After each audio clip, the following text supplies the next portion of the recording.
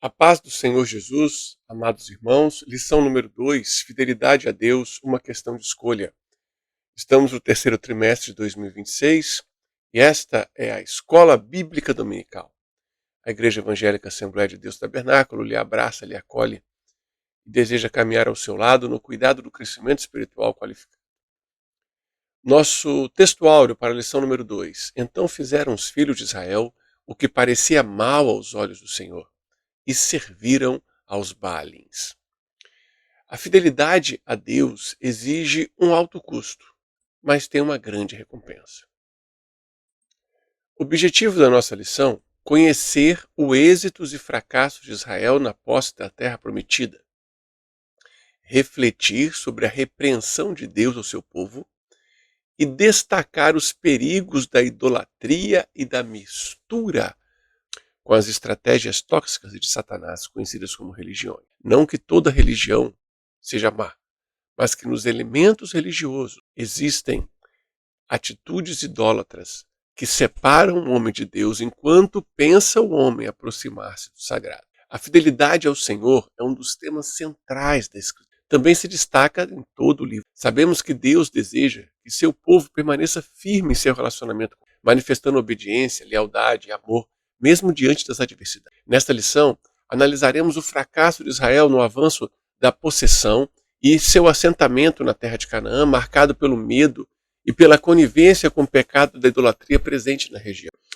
No decorrer da lição, querido professor, reforce aos alunos que a fidelidade é uma escolha diária, uma luta constante contra o poder do pecado que assedia o nosso coração.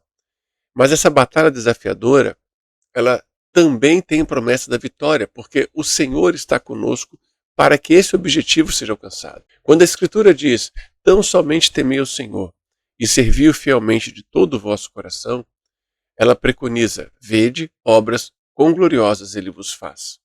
Então, o Senhor tanto recompensa aquele que persevera até o fim, eis que venho sem demora, e a minha coroa está comigo, o meu galardão está comigo, para dar a cada um segundo a sua obra. Como também, além da recompensa posterior, também o relacionamento com o seu poder, a sua glória, a sua presença real durante a nossa caminhada, permite que eu e você tenhamos um crescimento espiritual qualificado. Por isso que a tentação, a provação, ela também faz parte do relacionamento com o Senhor. Desta forma, destacamos que ser fiel a Deus em meio às dificuldades significa um processo de pertencimento, um processo de confiança e um processo de crescimento. Eu pertenço àquele que me lavou no seu sangue. Eu confio inteiramente no poder da palavra, do Espírito, do sangue de Jesus, a eficácia da sua obra, a eficácia do seu sacrifício, de sua ressurreição. E eu tenho em mim este relacionamento que permite o crescimento. Então, as tentações e as provações, elas funcionam dentro de uma engenharia de crescimento, porque através da obediência eu melhoro o meu relacionamento, qualifico o crescimento espiritual e o poder do Espírito Santo se aprimora. Muito bem. Quais versículos principais poderiam ser úteis nesse momento de compreensão dessa verdade? Quando você tem João capítulo 14, versículo 23, dizendo: aquele que me ama guardará a minha palavra. Meu Pai o amará, viremos para ele, faremos nele morada. Você já tem todo esse processo. Olha, aquele que me ama, então o amor é opcional, a obediência é resultado do amor, não do medo, não da expectativa de punição ou da expectativa de vantagens eternas, mas do verdadeiro amor. Por isso que muitos honram ao Senhor com seus lábios, o seu coração está longe dele. Mas aquele que o adora em espírito e verdade é esse que o Pai procura. Então o primeiro passo para nos entendermos como filhos de Deus é receber a Jesus. Ele veio para o que era seu, os seus não receberam. Mas a todos que o receberam, deu-lhes o poder de serem feitos filhos de Deus. João capítulo 1, versículo 12. Receber a Jesus é negar a si mesmo, entregando completamente o coração, a alma, a mente, a vontade ao querer do Senhor. E isso envolve negar a nós mesmos. Observe, como Romanos capítulo 12, versículo 1 e o versículo 2 demonstram isso com uma clareza extraordinária. E Gálatas capítulo 2, versículo 20 confirma isso.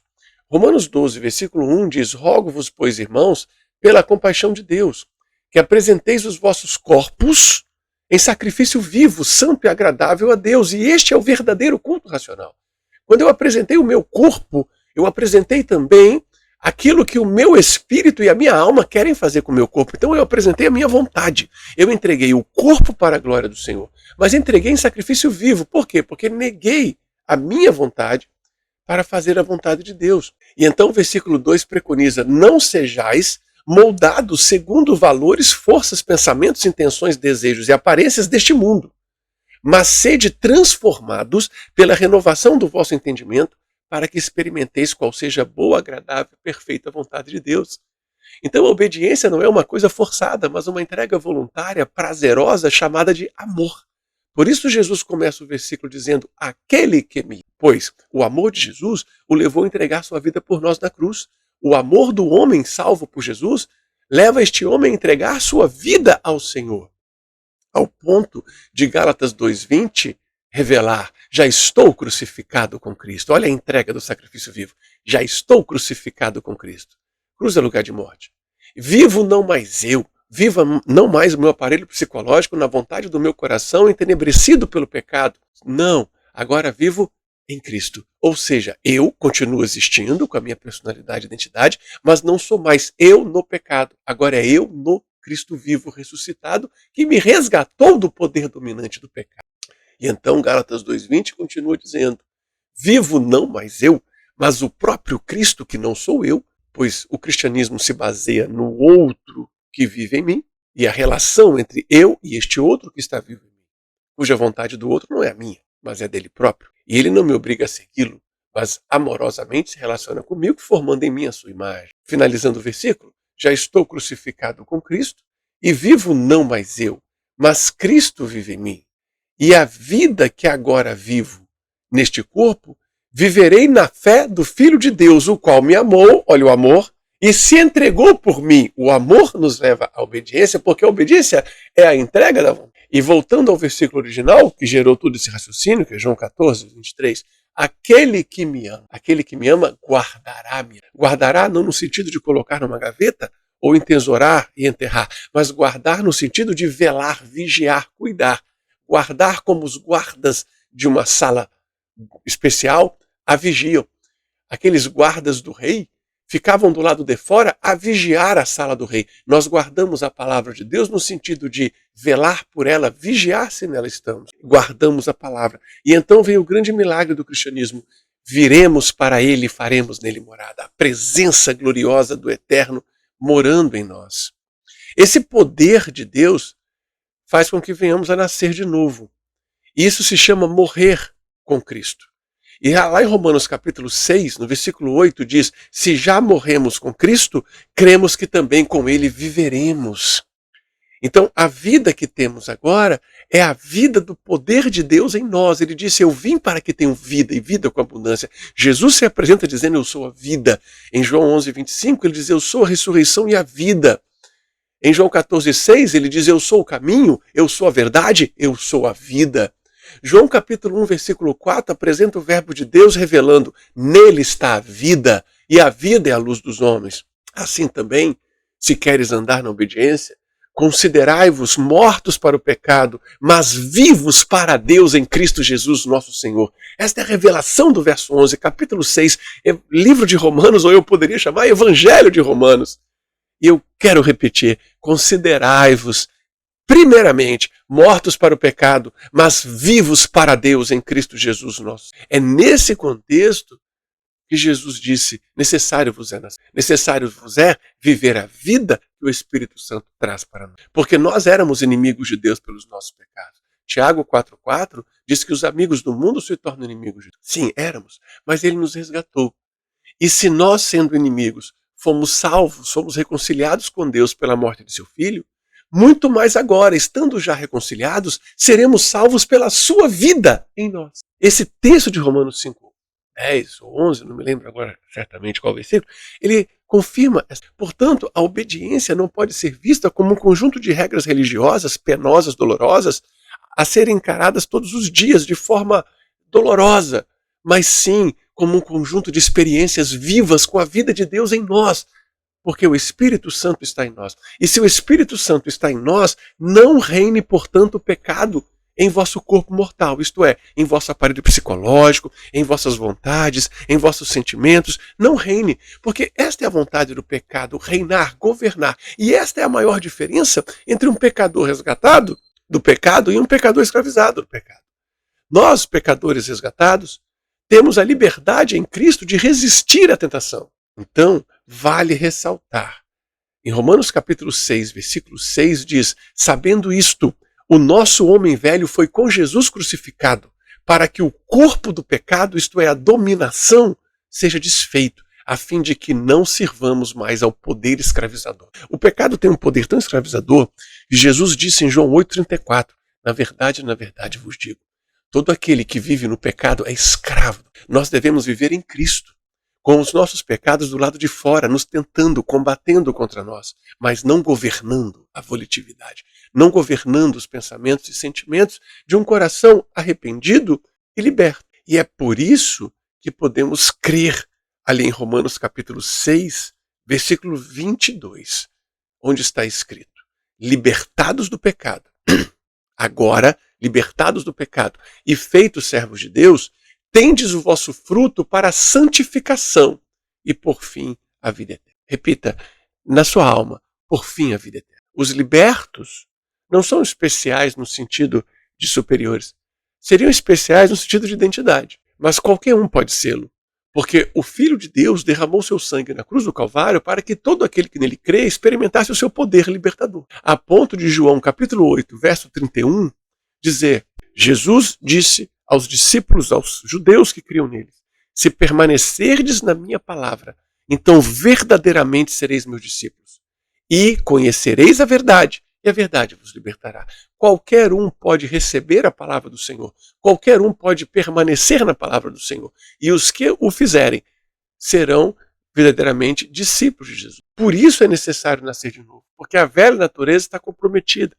Mas há esperança real.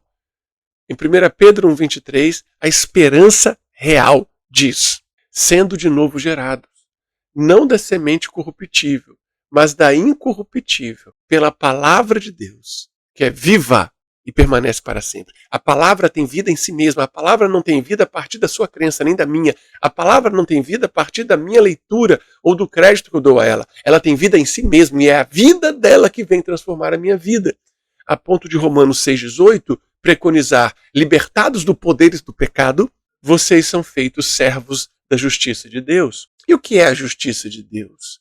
É a vontade revelada em Cristo. Essa vontade revelada em Cristo, esse poder revelado em Cristo, é que se manifesta com vida abundante. Em Jesus nós somos feitos a justiça de Deus.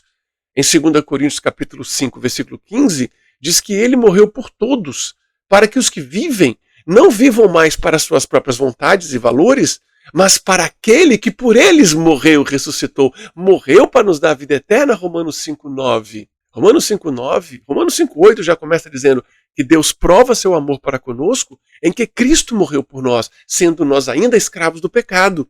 Logo, muito mais agora, sendo justificados pelo seu sangue, seremos por ele salvos da ira futura, da condenação eterna. Portanto, se alguém está em Cristo, nova criatura é.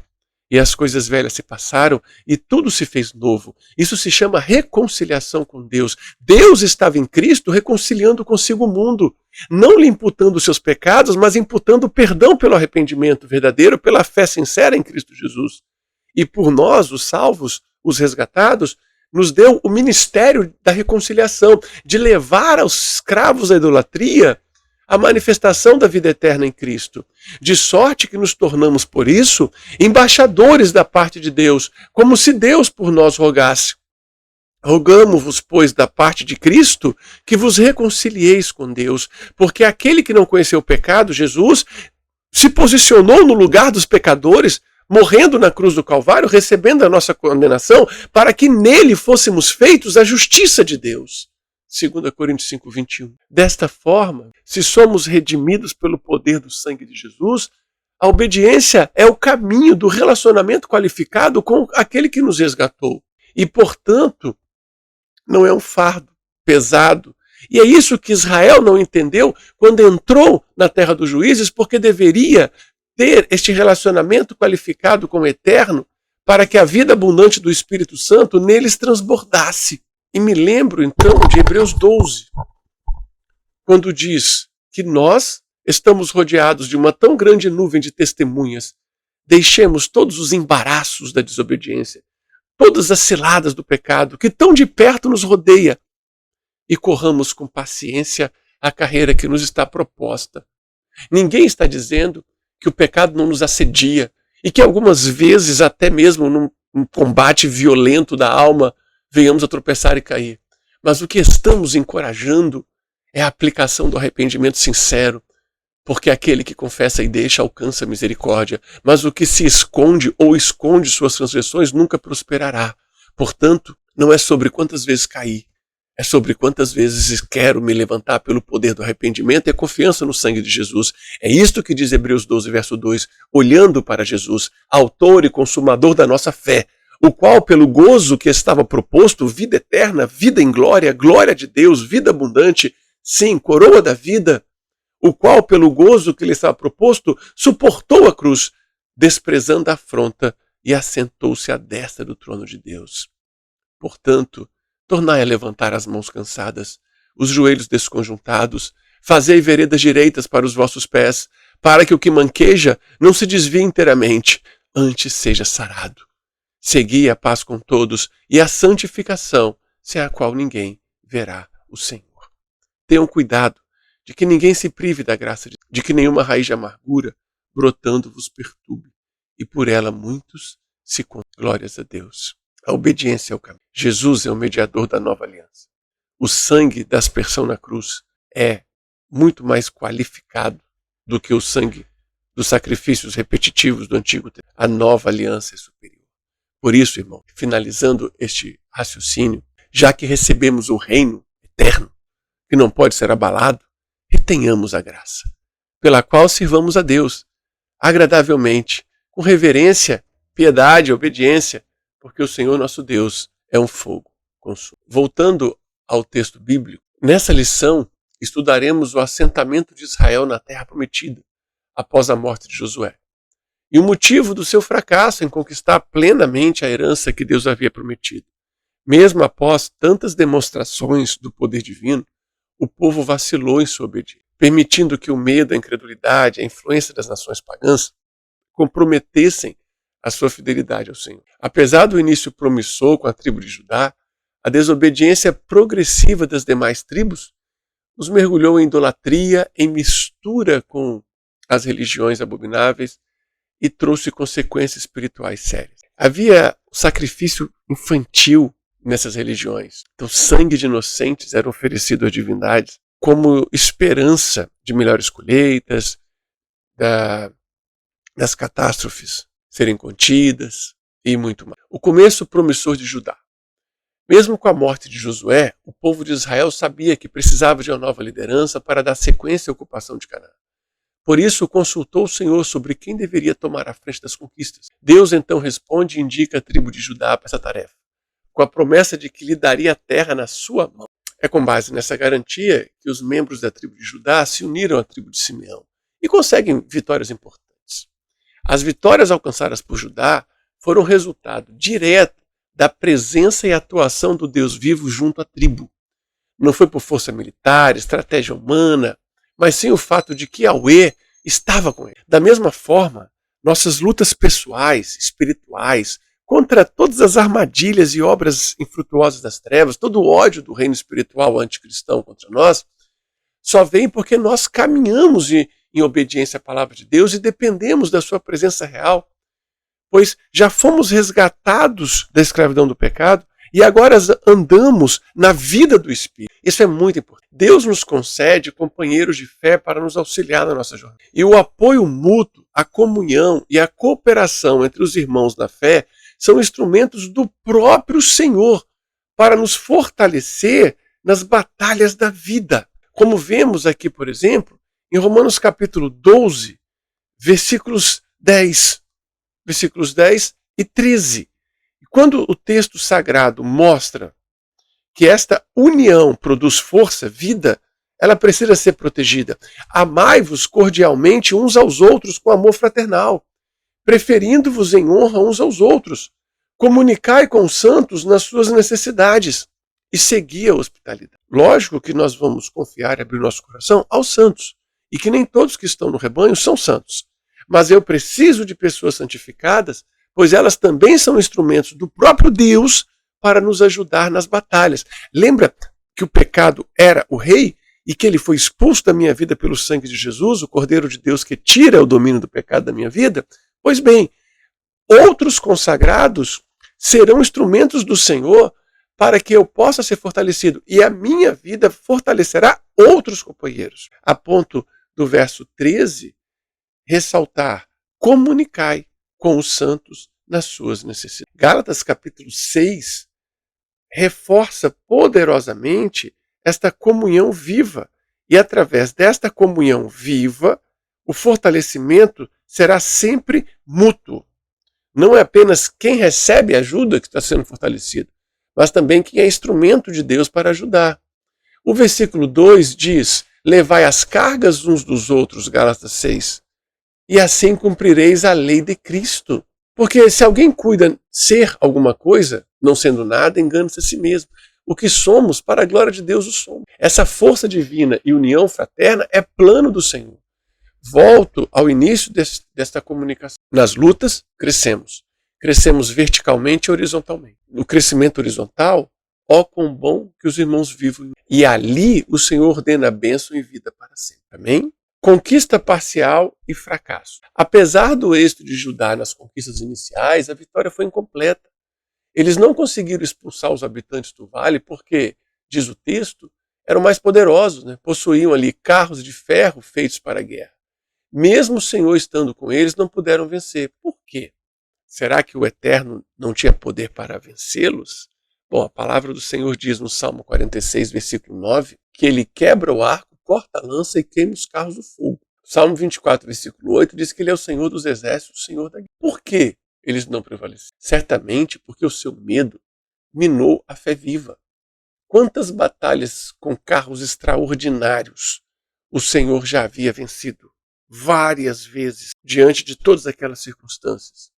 O próprio Egito, com seus carros e cavaleiros. Então, muitas vezes não conseguimos alcançar aquilo que Deus nos reservou, porque olhamos muito mais para o medo, como Pedro olhou para a tempestade, e jamais estou negando que a tempestade que envolve sua vida, ela é forte, porque eu tenho certeza que é.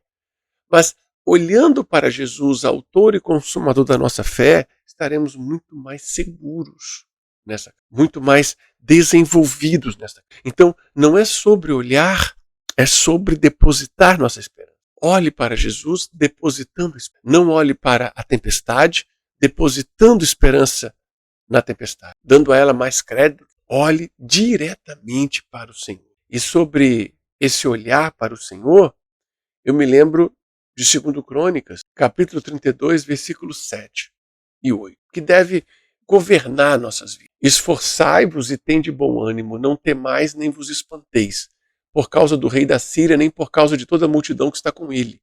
Porque há um conosco maior do que com ele. Com ele está o braço da carne, mas conosco o Senhor nosso Deus, para nos ajudar e para guerrear nossas guerras. E o povo descansou nas palavras de Ezequias, rei de Judá. Esse episódio acontece centenas de anos à frente, porém ele serve para ontem, hoje e amanhã. Com ele, com as lutas, com a enfermidade, com o mundo, com os adversários do mundo, está o braço da carne. Mas conosco o Senhor nosso Deus, para nos ajudar e para guerrear nossas batalhas.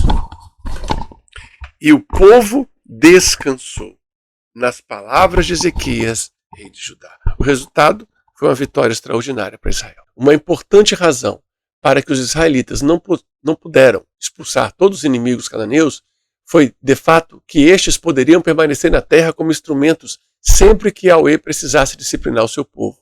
Não despreze esse pensamento. Os inimigos poderiam servir como um teste de lealdade, a treinar a nova geração de israelitas na arte da guerra.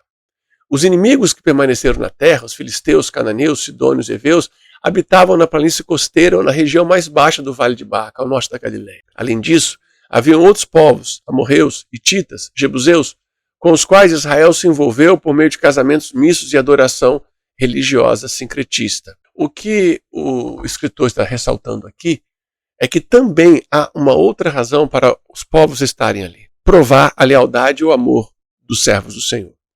Aqueles que amam o Senhor escolheriam a graça. Aqueles que amam os pecados escolheriam as religiões idólatras de uma terra corrompida. O anjo do Senhor repreende os israelitas. Deus fala. Não foi por falta de força e recursos que os israelitas não conseguiram derrotar. Não. Foi claramente por falta de entrega confiante, entrega obediente. E não se trata de um anjo qualquer, mas de uma manifestação teofânica do próprio Deus. Ele diz, o anjo do Senhor diz, Josué 2, verso 1. Ou melhor, perdão. O anjo do Senhor diz, Juízes 2, 1. Do Egito vos fiz subir, e trouxe a terra que vossos pais tinham jurado. E disse, nunca invalidarei meu conselho. Então, aquele anjo era o próprio Deus, manifestando-se para Israel. O Senhor foi claro em dizer que o povo havia desobedecido à aliança. Por que fizeste isso? É a pergunta. Por quê? E então ele diz, continua dizendo, vós não obedecestes a mim. Lá no versículo 4 diz, sucedeu que falando o anjo do Senhor essas palavras ao povo, o povo levantou a sua voz e chorou. Por isso chamaram aquele lugar Boquim, e sacrificaram ali. E havendo Josué despedido o povo, foram-se os filhos de Israel, cada um a sua herança para possuírem a terra. E serviu o povo ao Senhor todos os dias de Josué e todos os dias dos anciãos que ainda sobreviveram depois de Josué, e viram toda aquela grande obra do Senhor que fizera a Israel. Faleceu, porém, Josué, filho de Num, servo do Senhor, com a idade de 110 anos. Sepultaram-no no termo da sua herança, no monte de Efraim. E foi também congregada toda aquela geração a seus pais. E outra geração após ela se levantou, que não conhecia o Senhor, e nem tampouco a obra que ele fizera. Então é preciso atentar para esses ciclos de arrependimento e condenação. E essa geração que não conheceu o Senhor, por que ela não o conheceu? Se ali também estavam os cultos, ali estava a palavra, ali estava a memória dos feitos, por que essa geração escolheu não conhecer o Senhor? Porque eu tenho certeza que não foi falta de ensino. Ela não conheceu o Senhor porque ela escolheu as paixões da carne e a aliança com as religiões carregadas de entidades enganadoras, prometendo liberdade e vida, entregando pecado, idolatria, prostituição, avareza, violência e morte. Aqueles que veem a vida cristã, isso é muito importante, aqueles que veem a vida cristã como um ciclo diário de pecado, confissão, restauração, obediência temporária, pecado outra vez, não entenderam a mensagem do Antigo Testamento em Juízes, porque cada vez que decidimos nos aventurar ao pecado, nossas consequências podem ser piores, até o momento em que não sei se teremos janela de arrependimento, porque o salário do pecado é a morte. É tão importante isso que o Senhor Jesus avisa várias vezes. Por exemplo, Lucas 21:36, vigiai em todo o tempo orando. Mateus 24:46, vigiai porque não sabeis a hora que o Senhor há de vir. Aquele que está em pé, cuide para que não caia. A exortação à vigilância é a exortação à permanência debaixo do poder do Espírito Santo para que não sirvamos ao pecado. Porque não sabemos que consequência virá dessa vez que caímos, ou que escolhemos cair. Viver entre os ídolos é, infelizmente, uma necessidade porque não vamos sair deste mundo para viver. Mas não é uma carta marcada para a queda. Podemos viver entre os ídolos e não cair. E essa geração que não conheceu o Senhor é a geração que escolheu a idolatria através de músicas, de danças, através de religiões, através de falsa prosperidade, através do materialismo imagético, consumista, ainda mais agora na sociedade da informação, na sociedade da aparência, na sociedade do hype, da mídia, do like, ainda muito mais agora. E é trágico como que uma geração abraça o pecado, mas também é simples no entendimento, porque o pecado é uma força escravista e também uma força que cega as nossas mentes. O pecado da idolatria tem várias manifestações. A força do pecado é tão, digamos assim, a força do pecado ela é tão poderosa para cegar os homens, que nós temos no livro de Efésios uma revelação muito interessante sobre esse poder da cegueira espiritual. Ali no livro de Efésios, no capítulo 2, no livro de Efésios, capítulo 2, versículo 8, diz que pela graça sois salvos por meio da fé. E isso não vem de vós, é dom de Deus. Não vem das obras para que ninguém se glorie. Porque somos, olha o homem renascido, feitura sua, criados em Cristo Jesus para as boas obras, as quais Deus preparou para que andássemos. Então nós não somos criados para as obras más, as obras das trevas, mas para as obras da luz, as quais Deus preparou para que andássemos nelas. E é muito importante lembrar isso, porque as vidas que estão fora dessa luz estão no estado de cegueira destrutiva. O mesmo livro de Efésios, no capítulo 4, no verso 18, revela isto. Digo isto e testifico, para que não andeis mais como andam os gentios na vaidade da sua mente, entenebrecidos no entendimento, separados da vida de Deus pela ignorância que há neles e pela dureza do seu coração, os quais, tendo perdido os sentimentos de sensibilidade espiritual, se entregaram à dissolução pecaminosa, homossexualismo, idolatria, materialismo, feitiçaria, violência, prostituição, idolatria, bebedice, glutonaria e uma série de outras coisas semelhantes a esta, para com avidez cometerem toda a impureza. E vem o verso 20, mas não aprendestes assim a Cristo. Se é que tendes ouvido e nele foste ensinados, como a verdade está em Jesus. Quanto ao trato passado, vos despojeis desse velho homem que se corrompe pelos desejos incontroláveis do engano, e vos renoveis no espírito da vossa mente, e vos revistais do novo homem que, segundo Deus, é criado em verdadeira justiça e santidade. Então, o novo convertido, o filho da graça, ele é uma nova criação, ele não é aquela pessoa reformada. Observe que o termo criar está aqui em Efésios 4, 24. Segundo Deus é criado. Ele não é melhorado, ele é criado. E também está no capítulo 2, que eu citei anteriormente. Porque lá no versículo 18 do capítulo 2, nós colocamos que por Jesus temos o acesso ao Pai em um mesmo Espírito, de forma que agora somos da família de Deus. Diz que somos criados para as boas obras, isto é, as obras da luz. Então o versículo 10 assim diz: somos feitura sua, feitura do Espírito de Deus, obra do Senhor. Somos feitura de Deus, criados em Cristo Jesus para as obras boas. Quais são as boas? As obras em santificação. O povo abandonou a Deus e quando abandona a Deus, abraça os ídolos de Satanás, que ali no caso são representados pelas religiões de matriz politeísta. E eu tenho matriz politeísta na África, eu tenho matriz politeísta em sociedades indígenas, eu tenho matriz politeísta na Europa e nas Américas, na Mesopotâmia e em toda parte. Porque o homem, quando se afasta de Deus, produz para si falsos deuses baseados nas forças da natureza, Deus da chuva, Deus do sol, Deus do vento, Deus da terra, Deus da floresta, Deus da árvore, Deus da estrela, Deus da lua e tantos quantos. E ao fabricar as falsas divindades, eu estou conversando com as entidades demoníacas que se apresentam como instrumentos ou as próprias divindades.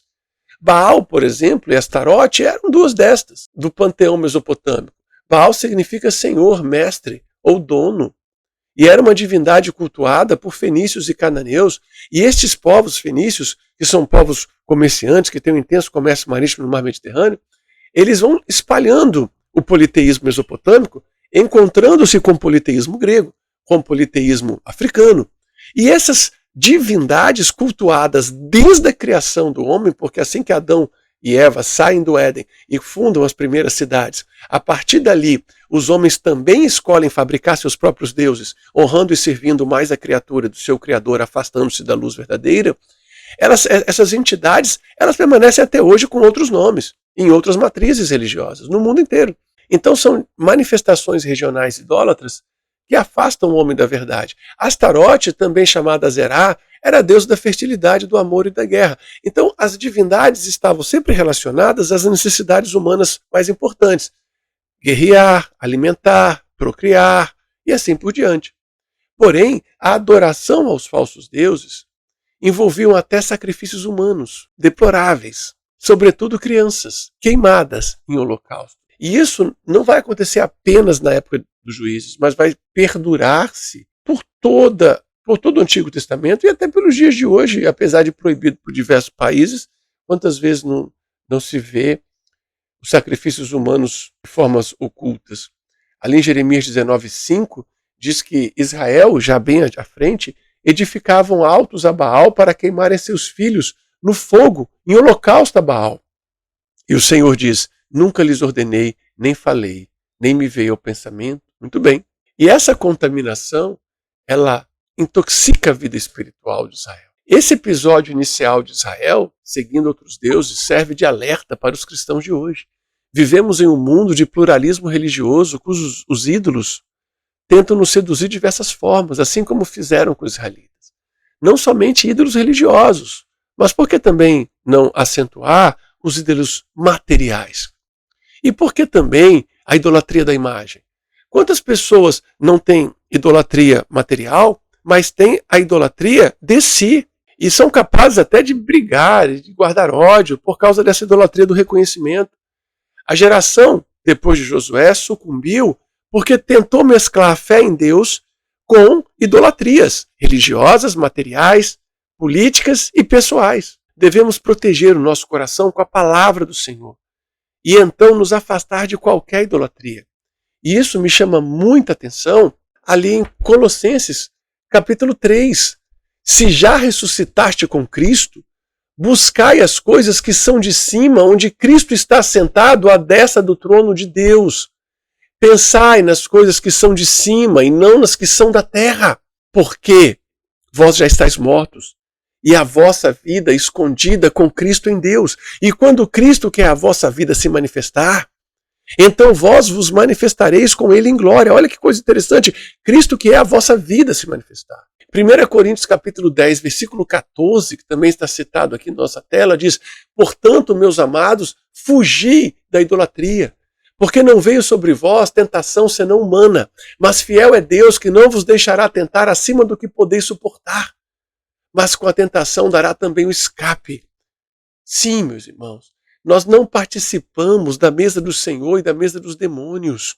Não podeis beber o cálice do Senhor e o cálice dos demônios. Não irritaremos ao Senhor. Todas as coisas me são lícitas, mas nem todas me convêm. Todas as coisas me são lícitas, mas nem todas me edificam.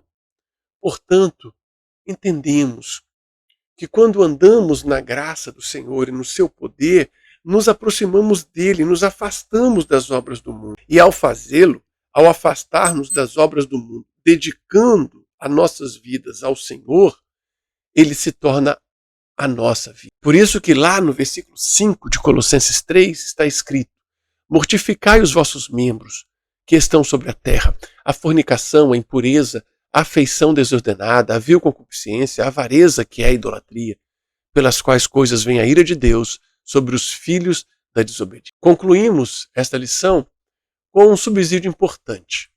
Por que a idolatria era tão atrativa? Havia vários fatores envolvidos. Primeiro, os israelitas estavam rodeados por nações pagãs. Então você ganharia pontos com as nações pagãs. O povo de Deus imitava essas práticas pela mesma maneira como hoje muitos imitam a vida pecaminosa, para ganhar status social, para ganhar acúmulo material, para se tornar parte de uma rede network próspera. Eu não sei, mas eu sei de uma coisa muito importante. Despojai-vos da ira, da cólera, despojai-vos da malícia, da maledicência, das palavras torpes da vossa boca. Não mintais uns aos outros, porque já vos despistes do velho homem com seus feitos, mas vos vestistes do novo, que se renova para o conhecimento, segundo a imagem daquele, Colossenses 3:10, segundo a imagem daquele que o criou. Aqui, no encerramento desta lição, eu tenho novamente o termo criar. O mesmo criar que foi falado lá em Efésios 2:10. O mesmo criar que foi falado também em Efésios 4. Ele está aqui.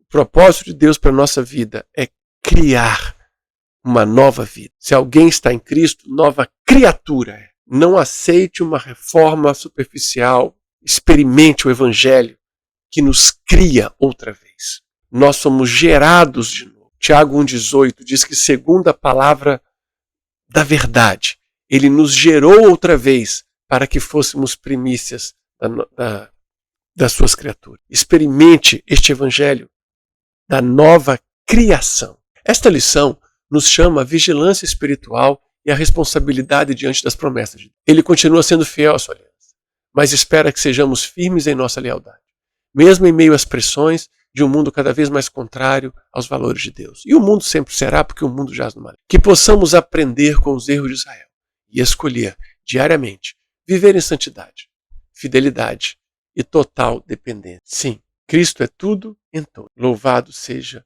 o nome. E que a paz de Deus habite em vossos corações. Muito obrigado. Aula encerrada. Foi um privilégio. Deus te abençoe.